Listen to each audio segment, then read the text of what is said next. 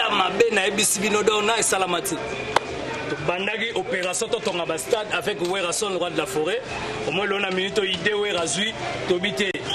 ba les a la problème faut ba jeux olympique il faut pas qu'il ça to comme on a joueur le roi ba Lionel Messi ba Cristiano faut to comme on a ba stade le roi la ba Barça ba Real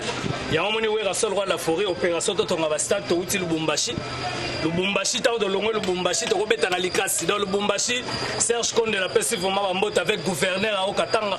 to likasi to beti plein à craquer salamate bon temps to gendaki kolo ezimboka ya Richard Muyej le gouverneur papa solution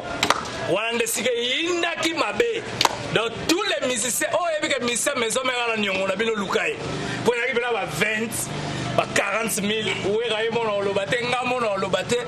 bref année que boyebika atara cadeau la sombeli madame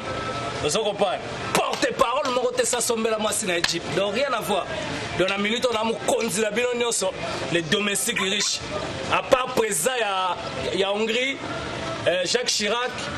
Boutros Ghali da wera sombela moi si voiture Nanga Sankara toza mingite par de son famille yogambo bako kanelo mado sombela madame Chip en tout cas oyo ba porter parole musupe bana ida osala cadeau pour za bonne année oko sombela madame ata pusu ata borwet mais soke kutie na kanda pusu mbunzo ko bambo anga ya donc na minute oyo semaine prochaine ba repezongi semaine prochaine donc mardi mercredi jeudi toujours na kata la Zamba Playa et puis semaine prochaine boyebikaka Werason Sankara de Kunta toke sous Paris anga il a lembi ba avion mama mukongo nzambe donc Paris après Paris tozonga bana ngola bozela biso donc partout donc eza roinda mabe donc voilà quoi ba dozo comprendre oh pourquoi sombara ba jipa pembe yo ma porte-parole tala